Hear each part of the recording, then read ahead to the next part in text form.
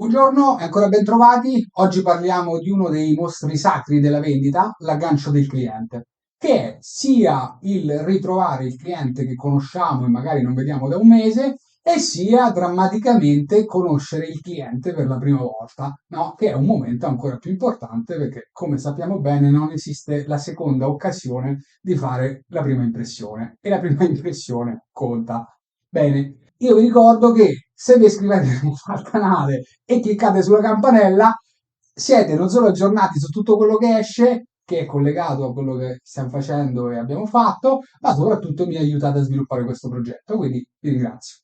Bene, il cliente, quando lo rincontriamo, perché dobbiamo essere simpatici, energici, carichi? Beh, perché il cliente, come ogni essere umano, c'ha il giorno che si sveglia col piede storto, c'ha il suo cliente che dentro al negozio 5 minuti prima gli ha creato un disastro e quindi sta con un diavolo per capello, e quindi entrare e riuscire a avere sempre la giusta carica, la giusta simpatia, riuscire, no, a far passare quel momento, se c'è stato, di difficoltà da parte sua, piuttosto che di giornata un pochettino con le lune storte, e sicuramente questo ci aiuta. Ma al di là di questo, che va sempre bene perché il venditore per antonomasia e il momento con il venditore per il cliente, se diventa un momento gioviale, simpatico, veloce, e chiaramente lui sta con più piacere insieme a noi. Al di là di questo, però, dicevamo già nelle scorse volte che sempre più importante è riuscire a giocare il nostro ruolo da consulenti. Bene, anche se conosciamo il cliente molto bene, soprattutto nella fase iniziale della vendita, dove non si vende assolutamente nulla, non si parla assolutamente di prodotti, è un momento che va rispettato per quello che è, va gestito ricostruendo, riallacciando il rapporto e la relazione col cliente, e in mezzo a tutto questo, quanto più riusciamo a mettere di competenze nostre, bisogni suoi, evoluzioni del mercato e dei competitor, situazione sua della farmacia, punto vendita, ferramenta, quello che sia, come lui sta rispondendo ai bisogni dei suoi clienti, come lui sta rispondendo all'offerta dei suoi competitor, in questa fase della vendita, l'avvio è uno degli argomenti, ma lampo proprio schizzando, che dobbiamo riuscire a toccare, perché ricordiamo al cliente che i 10, 20 minuti, mezz'ora, quello che lui vorrà investire con noi, sono mezz'ore dedicate a un professionista che lo aiuta a capire come evolve il mercato, che lo aiuta a capire come far evolvere la sua offerta al consumatore finale. E questo, signori, è la consulenza, e non è riempirsi la bocca di una parola che va di moda, ma è semplicemente dare al cliente il migliore e il meglio di noi. Cosa succede quando il cliente non lo conosciamo? Lì è il dramma, nel senso che non ci conosce, non sa che siamo seri, ha paura che gli vogliamo appiccicare qualcosa, che gli rompiamo le scatole, che quando gli abbiamo venduto non gli daremo il servizio dopo se ci sarà un problema. Cioè, lo sapete, il cliente su il venditore e ancora di più sul nuovo venditore gli si apre ogni paura del mondo. Quindi, primo, simpatici, in gamba, veloci, perché tutti vogliono un venditore scattante, ma attenzione a non passare per il venditore aggressivo, no? Perché questa simpatia poi può facilmente, per chi è molto estroverso, rischiare di diventare un atteggiamento un po' aggressivo. E come tutti sapete e sappiamo, il cliente, se c'è una cosa che odia più del venditore incompetente, è il venditore che gli dà la sonata, come si dice a Roma. Quindi occhio, perché lui non vi conosce, non ci conosce, è il nostro primo appuntamento, e quindi fly down un attimo, perché non è che lo vogliamo spaventare. Quindi ancora di più consulenza, ancora di più collegamento tra bisogni con il mercato esterno e la sua offerta interna, e poi vedremo il collegamento col nostro prodotto o servizio che vogliamo vendere. Ok? Voi capite che quando in 3 minuti siamo riusciti a fargli fare sto giro di giostra in cui siamo stati simpatici, gli abbiamo fatto capire che non è che siamo venuti per rompergli l'anima oggi a lui, insomma, e metterlo in croce. abbiamo capito qual è il suo mercato, come sta cambiando, qual è la sua offerta e cosa la nostra azienda, il nostro portafoglio prodotti, servizi può fare per lui e ragazzi, più di questo non possiamo fare. A quel punto, se è una tentata vendita, cioè una visita senza appuntamento o quel che volete voi,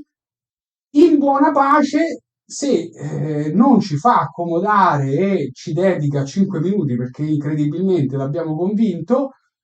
io direi tranquilli perché abbiamo gettato un seme, chiediamogli un appuntamento, questo assolutamente sì, se vediamo che non ha tempo di riceverci, se vediamo che comunque è rimasto impressionato dal buon approccio che abbiamo avuto, chiediamogli un appuntamento perché quello è lo step 2 per portare a casa la vendita, come sapete, e nell'ipotesi che non ci dia neanche l'appuntamento, dopo che ci abbiamo provato a chiederglielo, perché se non glielo chiediamo è difficile che lui ci proporrà di chiedere sulla spot l'appuntamento, almeno in determinati canali per determinate offerte, accontentiamoci se abbiamo fatto una buona figura di aver fatto una buona figura comprendendo che la prima immagine che abbiamo dato è stata perfetta, il semino è stato messo e abbiamo la cura a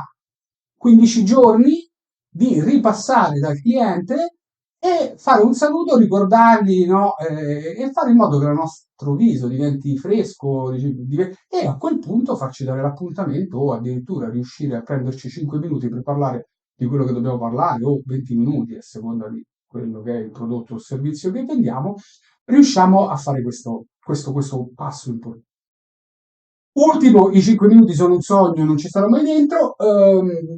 Il telefono. Il telefono è una cosa pericolosissima perché non c'è il non verbale, no? C'è solo il verbale e il paraverbale, come abbiamo già visto ampiamente. Il che significa che il 55% di quello che noi possiamo trasferire al cliente, vedete sempre le mie mani, il mio viso, la faccia di bronzo e quello che volete, vi esprime, vi comunica qualche cosa, quando noi siamo al telefono col cliente, tutto questo non ce l'abbiamo, no? Ed è solo il nostro tono, il nostro timbro, la velocità con cui parliamo e quant'altro. Capite che se non vi ha mai visto, non sa chi siete, fare il primo attacco al telefono è proprio la cold call, no? Il call center, i call center ne sanno qualche cosa, è un qualche cosa di drammaticamente difficile, no? Però se uno ha una buona parlantina,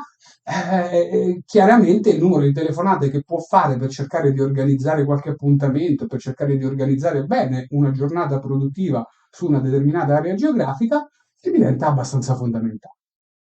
Quando invece conosciamo il cliente, soprattutto se nel nostro settore in cui operiamo i clienti ricevono su appuntamento, ragazzi, l'uso del telefono è imprescindibile, nel senso che ci consente di fissare quei 2, 3, 4 appuntamenti al giorno, a seconda poi di quella che è la tipologia di categoria merceologica che vendete, chiaramente, per poi organizzare il resto della giornata e lavorare sulla zona e continuare a fare visite a nuovi clienti piuttosto che clienti che conosciamo, su cui non abbiamo preso l'appuntamento, ma stando lì in zona riusciamo a passare ottimizzando i tempi e cercando di prendere appuntamento per la prossima settimana, 2 settimane dopo, 3 settimane dopo. Questo è un pochettino l'attacco del cliente. L'attacco intendo i primi 3 minuti. Ok, poi se è un cliente che va particolarmente in fretta, allora dobbiamo essere particolarmente bravi e far ridurre i primi 3 minuti in 60 secondi drammaticamente. Ok? Oppure se è un cliente che conosciamo e invece di 3 minuti sappiamo che lui ha piacere a stare con noi anche 5 minuti a chiacchierare, in quei 5 minuti cerchiamo di seminare, oltre a simpatia, empatia, no? E quant'altro, anche dei macro concetti un po' sulla consulenza, sul mercato, sui suoi bisogni, sulla sua offerta e quanto il suo punto vendita aderisce ai bisogni dei suoi clienti o all'offerta dei suoi competitor e iniziamo a seminare su un livello di consulenza un pochettino alta e poi quando dopo inizieremo a parlare di vendita andremo diciamo, ad agganciarci, no, il nostro prodotto o servizio che vendiamo che si aggancia a un bisogno latente che abbiamo già sollevato e abbiamo già ricordato al cliente che lui lo ha come bisogno. Questo è quanto. I 5 minuti assolutamente no.